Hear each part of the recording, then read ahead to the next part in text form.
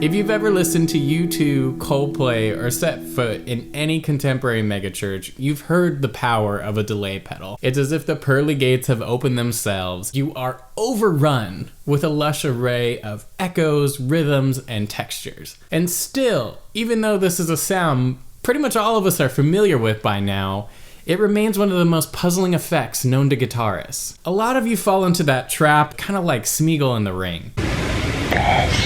Yes, your delay pedal is precious, but hold on, Anakin. Until you can master your emotions, you shouldn't be slapping this thing on everything. And that's what I'm doing with this video and a few videos to follow. I want to demystify the delay pedal for you so that you can use this thing to really amplify your playing. And not just filling space, but I'm talking about serving the guitar parts you're playing. Because the truth is, a lot of you could afford to really crank that delay up, and a lot of you could afford to really crank that delay down. So what are you waiting for? Grab your delay pedal and let's dive into it.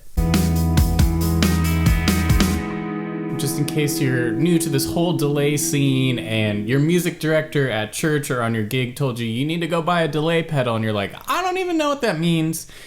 Never fear. It's pretty simple. The delay pedal is just an echo effect, and it's simply going to repeat what you played a certain number of times at a certain rate. Okay, that's where the delay term comes from. So I play my part, and then it delays that echo by a specific amount of time, and that's how we get these ethereal landscapes or the rhythmic U2 thing. Now, if you're thinking about buying a delay and you're not sure what to get, you don't need to break the bank, but I would recommend at least spending enough money to get something with a tap tempo and subdivisions. At least the tap tempo, but subdivisions would be a really nice upgrade, and we'll get to more of that in a second. My delay pedal of choice is the Strymon Timeline. This thing is top of the line, but what I really love it for are all the preset banks. I think I can have 99 times 2, whatever that is, presets, and that's huge for me because I appreciate not constantly having to recreate delay sounds and tempos that I've already done before. Now, I know not everyone is gonna have a mega delay pedal like me, and that's totally fine. The stuff we're going over in this video is still relevant to you. That's right, even if you're using a $20 delay pedal you found on Amazon, you're good.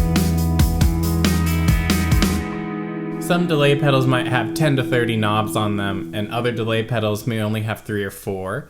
No matter what you're using, you should have some version of the following: a mix knob or level knob, a feedback or echo knob, and time. The mix knob is critical to your delay tone, and it's something that a lot of guitarists seem to misunderstand, and it's pretty counterintuitive, so I totally get why. Now, the mix knob works as a percentage bass. So when your mix knob is halfway up, pointing at noon, straight up, okay? This means your 50% dry signal, which is what you're actually playing with the guitar, and your 50% wet signal.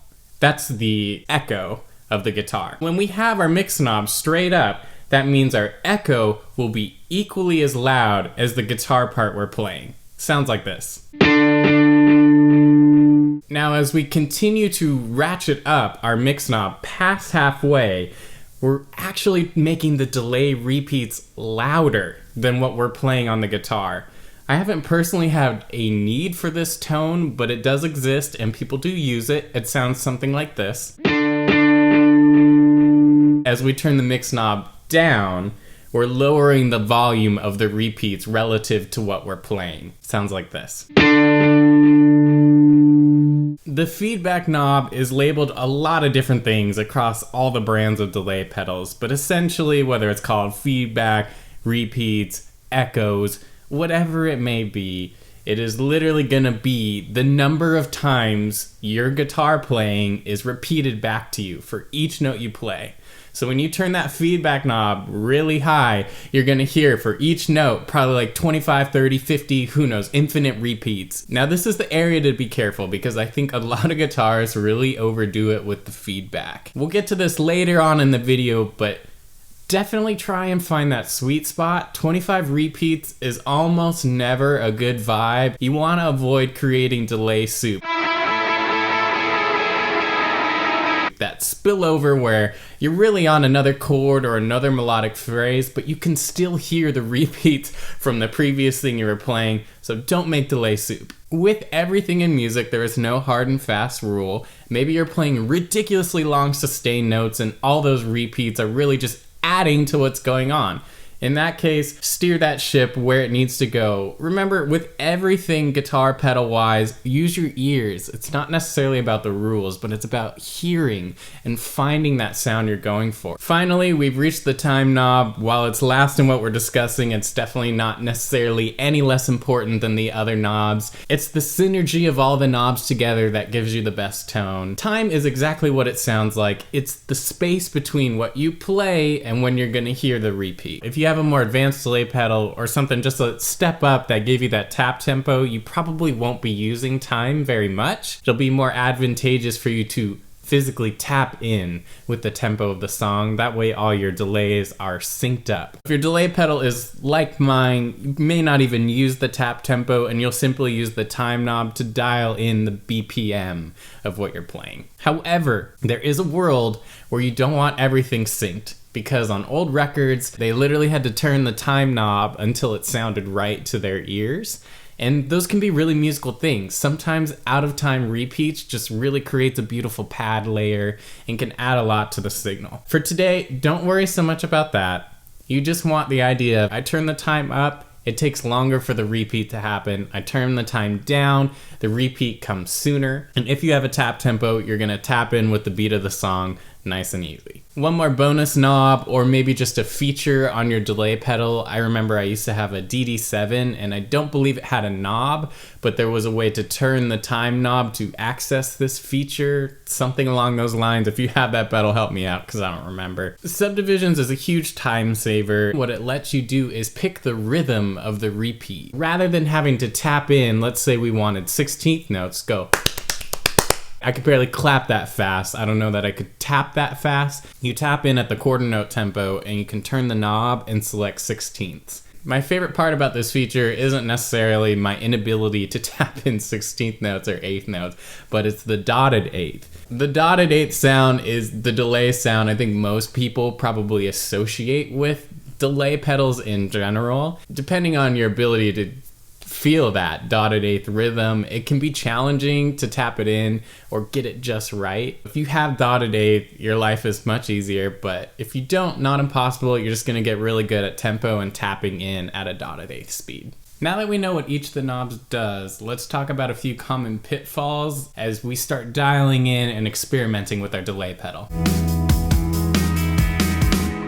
One of the most common is running the mix knob a little too low. In my experience, I find you tend to actually have to raise that mix much higher than sounds good by itself. When you're playing in your room, you can hear everything you're playing crystal clear. But once you add that to a band setting with other instruments and tracks and all that jazz, it's pretty easy for your effects to just kind of get sucked up and lost in the mix. This isn't a competition to see who can make the front of house guy's life the most miserable or who can have the loudest effects, but if the effect is critical to what you're playing, you gotta be able to hear it. If what you're playing doesn't sound good when you're playing in context with others or with backing tracks, don't be afraid to turn the knob up and get it to a place where it's translating in context with everything. It's probably worse if your delay is too loud, and let me tell you why. Time and time again, I hear guitarists really overdo it on their mix, and it's not so much that the mix is too loud, it's the mix combined with the number of repeats of what they're playing. And the way to avoid all this is think about what you're playing and listen. And I know that seems really obvious and straightforward, but you would be shocked by the number of people who just don't listen. If you're strumming your guitar like this, unless you're the only guitarist on stage and it's like a U2 where the streets have no name moment, you probably maybe don't even need delay, or you can really turn it down. It just starts getting soupy when you're playing one chord and then you switch chords, but you still hear the other chord, or you're playing a high part and there's notes that are now starting to contrast because that part of the melody doesn't match with the new part of the melody you're playing right now. The next problem I kind of alluded to a little bit earlier. This is, I think, typically a worship guitarist problem more than a pop guitarist problem, and that's that you just have way too many repeats. We want the repeats to always enhance what we're playing, not be what we're playing. I know that it's a U2 style part, But the truth is, the secret to good U2 tone is not 7,000 repeats. It's actually a higher mix and less repeats. The Edge probably runs 2 to 4 repeats on a lot of things he's playing, but the mix is really high. You get the effect of the delay without all of these really long trails, and it helps you stay clean in what you're playing, so the delay doesn't take over what you're actually doing. When in doubt, higher mix, low repeats, that's the secret sauce. Since I did call out the worship guitarist, I'm gonna call out the every other genre guitarist. 1 repeat is probably not what we're going for, unless you're trying to have a doubling effect or some sort of slapback retro delay. But we're not talking about that. When you're just playing really long, sustained notes, 1 repeat ain't gonna cut it. Don't be afraid to turn the feedback up a little bit and sustain. You don't need to think of it as like, you play a chord and it goes ba ba ba ba ba ba ba ba ba ba ba. We don't want that. But if you have the mix in a good place and a few more repeats, it can actually just kind of sound like. Everything is about finding the Goldilocks zone, and there isn't necessarily one Goldilocks zone. If there was, I would tell you, or would I? All these pitfalls can be avoided if you just use these bad boys or bad girls, whatever you got, because your ears are gonna be the thing that tells you if you're going down the right path. Your ears may need a little bit of training, but in general, they probably won't steer you wrong. Play with the knobs, find the sweet spot, and find the tone that works best for you. All right, my Padawan, good work today. Now go forth and practice and make incredible tones with what you got. It's not who has the most expensive gear that has the best tone, it's the know-how. If you enjoyed this video, please like it, leave a comment, and consider subscribing to the channel if you haven't already. And of course, if you know someone who could benefit from our discussion about delay today, you can always share it. It's always much appreciated. I've got more videos on delays coming up, so you'll want to come right back here and see the next one. We're going to get into some more advanced tips on how to get some really cool tones with delays and answer the common questions I still have every time I approach guitar with delay. All right, catch you next time.